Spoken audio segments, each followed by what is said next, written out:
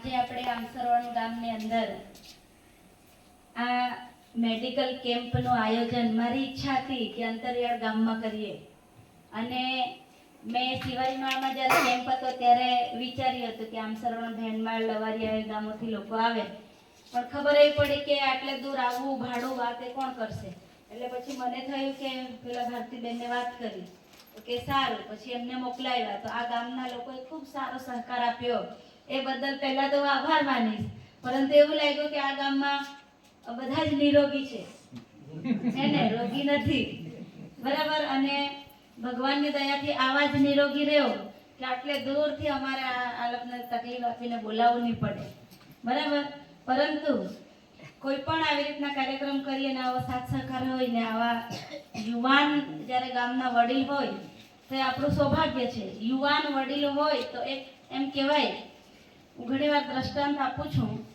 કે એક યુવાન અને એક ગઢો બરાબર ને એ બહુ જરૂરી છે એક જાન જતી હતી તો ગામના યુવાનોએ કીધું કે કાયમ કાયમ તમે લોકો બધા ગઢડા લોકો જ જાઓ ગઢડા લોકો જ બધું કરો છો તો કે આ વખતે અમે પરણી લાવશું કે એટલે પેલા વરરાજાના જે દાદા હતા એને ચિંતા થઈ કે આ જુવાનને જઈને શું કરે કઈ ઊંધું ચતું તો નહીં કરી આવે કે એટલે પેલા વરરાજાના દાદા હતા ને એ પરણવા ગયા તો ખરા પણ એ સમયે ગાડલામાં જતા તો ગાડલામાં એક કોઠી મૂકેલી એમાં હંતાઈને જતા એટલે પહેલાના જમાનામાં જ્યારે જાન આવતી ને તો ગામના પાદરે ઉતારો આપતા તો ઉતારો આપ્યો એટલે પેલો જાગલે હોય ને એ જાગલે કેવા જાય કે પેનીવાળા જાના દિશા તો જાગલે સાંગો લાગે કે પેનીવાળા જાના તો દેહવાર બિહાર પૂજની તૈયારી કરા મને પૂજા વિધિની તૈયારી કરો એમ પણ પેલા દુલ્હનના પિતાજી કહે કે અમારે એક ઉખાણું છે એ તમે પૂરું કરી આપો તો પછી આગળની વિધિ કરીએ એટલે પેલા લોકો કહે સારું તો પેલા જાગલે જઈને કે આવ્યો છોકરાઓને કે આ ગામના જુવાનિયા જ પરણવા આવ્યા છે તો જોઈએ તો ખરા એ લોકોમાં કેટલી બુદ્ધિ છે એમ એટલે પેલા ના વરરાજા પક્ષવાળાને કીધું કે અમારા ગામમાં તળાવ છે ને એ તળાવનું પાણી ખાલી કરીને એ તળાવમાં આ તળાવ જેટલું પાણી છે એની અંદર તમે દૂધ ભરી આપો અને તમે જ્યારે દૂધ ભરી આપશો ને આ તળાવમાં તો પછી આપણે દેવારે પૂજીશું કે પૂજા વિધિ કરીશું એટલે પેલા છોકરાઓ બિચારા કેલ્ક્યુલેશન કરે કે આપણે દૂધ ક્યાંથી લાવીએ હું કરીએ તો સવારથી લઈને બપોર થઈ ગઈ આપણે સાંજે ને પહારા હોઈ ગયા તો ડવરબા સાંગો કઈ યાદ કઈ કરતા હૈસા તો ડવરબા ઉઠના ગાડામાં નિમના ને સાંગો કઈ બાબા હોઈના તો ગાય તે લોક સંતા કે તળાવમાં જે દૂધ ભરી દે હા આવી જાને ગણજન પણ દૂધ તમારે પડેલું ઈશા પેલે જાગલેલા સાંગી દવાડા એ તળાવના પાણી રીતા કરી દે મગા અમે દૂધની વ્યવસ્થા કરી થવજી હમ એટલે તો જાગલે જઈને સાંગ કરતે તો ઈશા સંતા તળાવના પાણી ખાલી કરા અમને દૂધની વ્યવસ્થા હોઈ ગઈ બરાબર એટલે બુદ્ધિશાળી અને દોડવા વાળો યુવાન આ બેવની જરૂરત છે બરાબર ને એક યુવાન અને એક વરિષ્ઠ ગામનો એક એમ સારો વ્યક્તિ પ્રતિષ્ઠિત હોય બુદ્ધિશાળી હોય એવા બંનેનું મિલન થાય ને તો આ દેશમાં સારું કામ થઈ શકે નહીં તો પેલો આંધળો આગ લાગી ગામમાં ને આંધળો આમ આગ બાજુ જાય ને પેલો પાંગડો હતો એ બેહી રહેલો એક સાધુ મહાત્મા એમ કે અરે ભાઈ તું તો આગ બાજુ જાય છે જે બાજુ અગ્નિ હળગે છે તે બાજુ અને પેલો પાંગડો આમ ભાગવા કરે પણ પાંગડાથી ચાલાય નહીં તો કહેવાનો તાત્પર્ય એમ કે પેલા મહારાજજીએ કીધું કે અરે પાંગડા ભાઈ તું આંધળા ભાઈના ખભે બેસી જા અને આંધળા ભાઈના ખભે બેસી જઈશ તો પેલો લઈ જશે કહેવાનો તાત્પર્ય કે ગઢો માણસ એ ચાલી નહીં શકે પણ યુવાન દોડી શકે છે તો ગઢા માણસની આંખ અને યુવાનની તાકાત એ આજે આ ગામના યુવાનોએ આપણને બતાવી કે આટલા આ યુવાન થઈને આટલી સરસ વ્યવસ્થા કરી એ આપણે શીખવા જેવું છે જાણવા જેવું છે એટલે આ તમારા ગામના સરપંચ ને સભ્યશ્રીને આપણે ખૂબ ખૂબ આશીર્વાદ આપીએ છીએ કે આ ગામ સારું રહે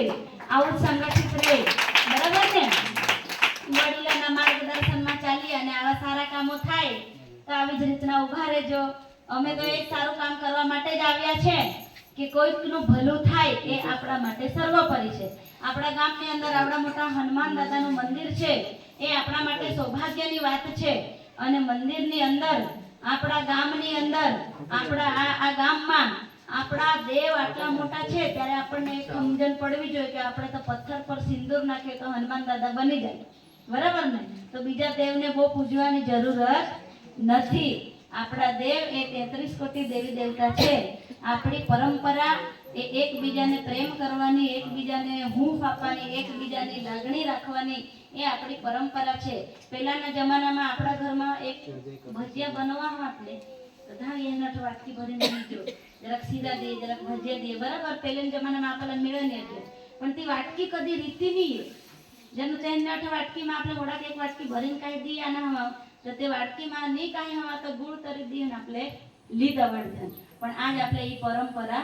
ભૂલી ગયા, એટલે એ પરંપરાલા બી યાદ રાખવું પડે. એટલા માટે આજના કેમ્પ અને આ છગન કાકાની મહેનત, અમારા ગામના આટલા સરસ યુવાનોની મહેનત છે, તો એમને હું ખૂબ ખૂબ આભાર આપું છું. અને તમે જ્યારે બી કહેશો ત્યારે આ લોકો બધા આવશે અને થોડી સંખ્યા વધારે થાય એવું આપણે આ તો તત્કાલ કર્યું એટલા માટે. બાકી 1 મહિનો 2 મહિના પહેલાથી ખબર હોત તો કમસે કમ આ ગામની અંદર 5 ગામના લોકો આવીને બેસતે.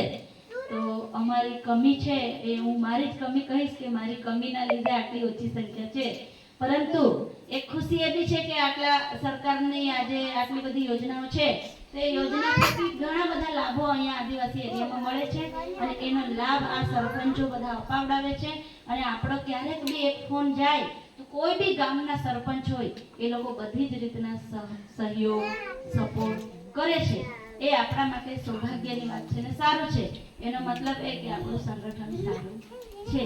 ઠીક છે, તો આપ સૌએ મને સાંભળી અને મને ખૂબ મોડું થઈ ગયું, મને રાહ જોવી પડી તમારે બધાએ, કેમ કે મારે કાલે રાત્રે સુરત કાર્યક્રમ હતો અને હું આવી સવારે 3:30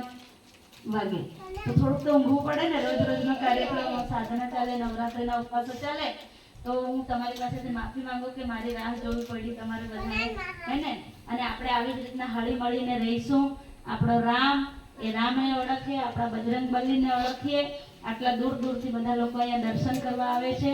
એટલે આ ગામ તો ખૂબ પવિત્ર ગામ છે, ખૂબ સારું ગામ છે. ઠીક છે, બધાને જય શ્રી રામ. જય શ્રી રામ.